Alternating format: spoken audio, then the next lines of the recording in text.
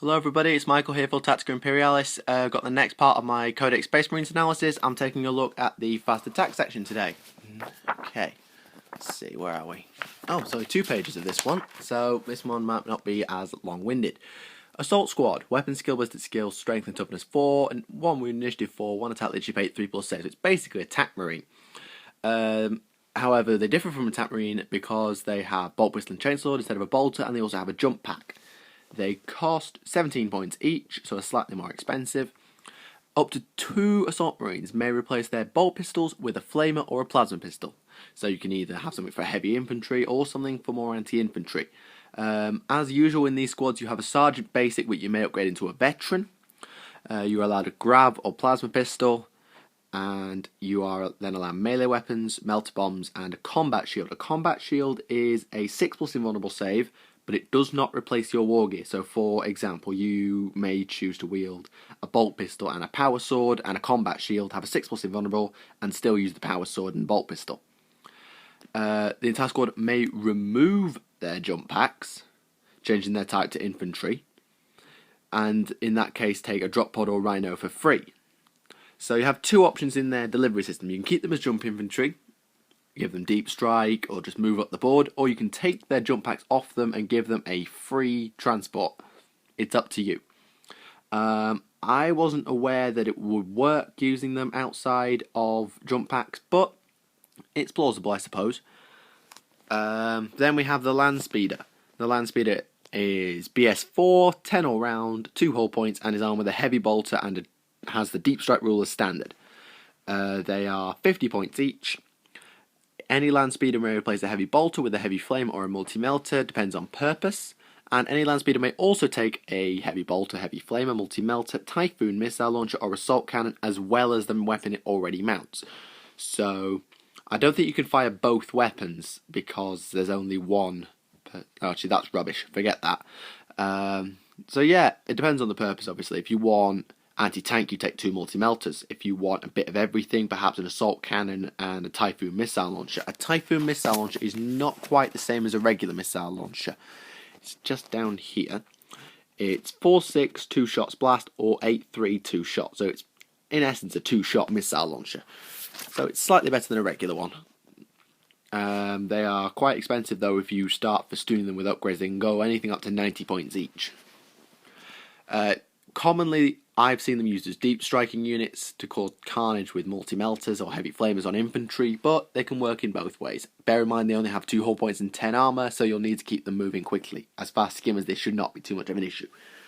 Then you have the Storm Talon, the first flyer of the Space Marines. 11 all-round BS4, only 2 hull points, costs 110 points.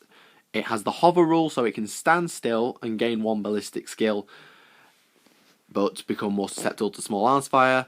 It has ceramite plating, which means that melter weapons do not work. So basically, instead of rolling 2d6 for an AP at half range, they don't. It has a twin-linked heavy bolter and a twin-linked assault cannon. It has escort craft, which allows it to escort units arriving from reserve. So instead of keeping the flyer and unit X in reserve and rolling for them separately, you can roll for them as one.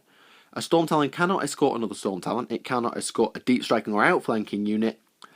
And apart from that, that's about it in terms of limitations. Strafing Run, I think, gives it +1 ballistic skill against ground targets. I'm not 100%. May exchange the heavy bolter, so you have the assault cannon all the time. You can swap it for a Skyhammer missile launcher, which is 3 shots, strength 7, AP 4, a twin-link las cannon, or the Typhoon missile launcher, which I just mentioned. It's up to you which one you choose to run. It depends on the purpose. For example, if you want it to be a flyer hunter, a Skyhammer would be very good, or possibly las cannon. If you want it to be heavy infantry, then either keep the heavy bolters or switch to the Typhoon. And if I turn over, have the various bikes. Start with bikes. Generally, weapon skill, ballistic skill, strength 4, toughness 5 for being on a bike. +1, they have 1 wound, initiative 4, 1 attack, leadership 8, 3 plus save. You again allowed a veteran sergeant and the attack bike. The attack bike has +1 wound because it has 2 people on it, basically. They're all bikes, and the basic composition is 2 bikes and a sergeant, and they cost 21 points each, so a slightly random number.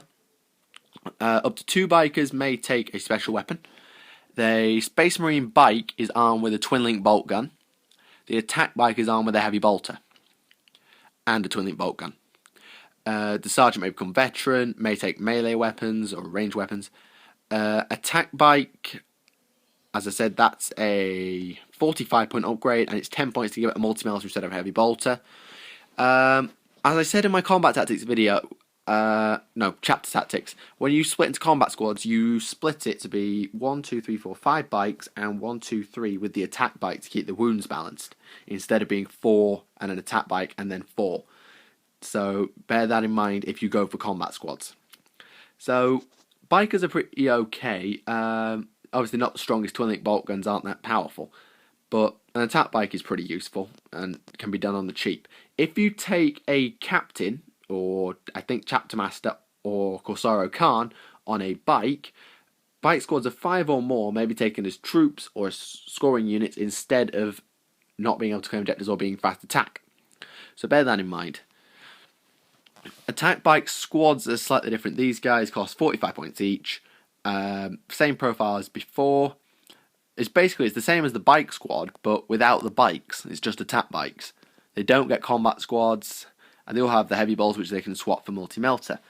I'm not sure why you would choose attack bikes over regular bikes, because bikes are good at ablative wounds, but if you really need lots of melter or lots of heavy bolters, then I suppose attack bikes can work. Then we have scout bikers, who are slightly different. Again, these are basically scouts on bikes. So 3, 3, 4, 5, 1, 4, 1, 8, 4 plus save, sergeant and veteran sergeant, weapon skill, ballistic skill 4. Bikes start with 2 bikes and a regular sergeant. They are 18 points each, even more weird. May take cluster mines. I'm hoping cluster mines are in this reference section. No, maybe they're here. Oh, for crying out loud. Hang on a minute, guys. I thought they were going to be in the back of there, but they're not. So I'm just going to quickly flick to their page and see if they're there. Oh, for crying out loud, I've lost the page.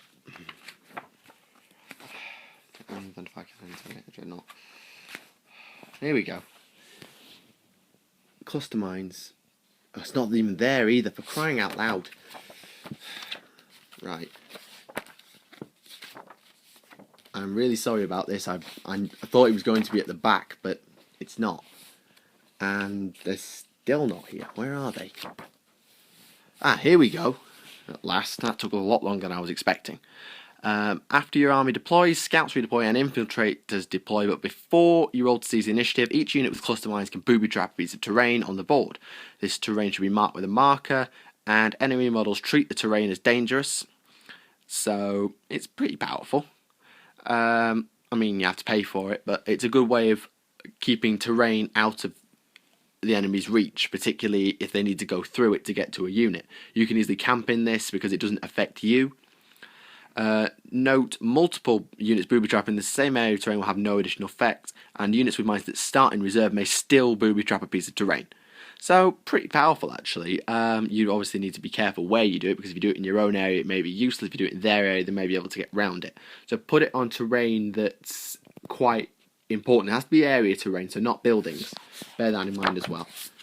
Very sorry about how long that took. I thought it was going to be on the back, but I couldn't find it anywhere. Okay. You may include up to 7 scout bikers. Cluster mines are 20 points for the squad, so obviously the more you take, the better value the mines become. At the start they're like 6 points each, but by the end they're only 2 points each.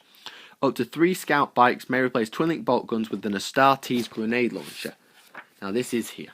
This is similar. It's 3-6 rapid fire blast or 6-4 rapid fire, so it's a slightly buffed version of the grenade launcher you find in the Imperial Guard. So same range and but it's rapid fire. So you get 2 blast shots if you're in half range, or 2 shots if you're in half range with the crack version. So it's pretty powerful actually. I mean, you probably have to pay for it. I mean, it costs what? Let's see. 5 points, which isn't bad. 10 points for veteran sergeant, may take melee or ranged weapons. May take melter bombs or a locator beacon. The difference between a teleport homer and a locator beacon is subtle but important. I'm going to go quickly to the page that the war gear is on. So if you look at the teleport homer, which is what Marnius Calgar has, Friendly units composed entirely of Terminators do not scatter when they deep strike. The bearer of the teleport hammer has to be on the battlefield at the start of the turn. So only Terminators benefit from a teleport hammer. If you look at a locator beacon, friendly units do not scatter when they deep strike as long as they're within 6 inches. So the locator beacon is used by multiple units, so jump pack units can use it as well, whereas the teleport hammer is only used by Terminators. Or 4 Terminators. So you need to be careful that you don't take a teleport home and think, oh, I'll deep strike my Vanguard veterans, and suddenly I just don't get the avoid scatter from them. You can combat squads them. They have infiltrate and scouts, so can get pretty far forward pretty quickly. They have shotguns as well as their bike. A shotgun is Space Marine shotgun. It's there, so 4-0-2 shots, 12-inch range. So if you need to make an assault, it's obviously better, but I think bikes have relentless anyway. So I don't know why you would choose a shotgun over the twin-link bolt gun. That's all there is in the fast attack. Apologies for the time that took to find everything. Next video we'll look at the various heavy supports, so Thunderfire Cannon, all the various vehicles, and the Storm Raven, which is the big version of the Flyers. Thank you for watching. My name is Michael and I will see you again.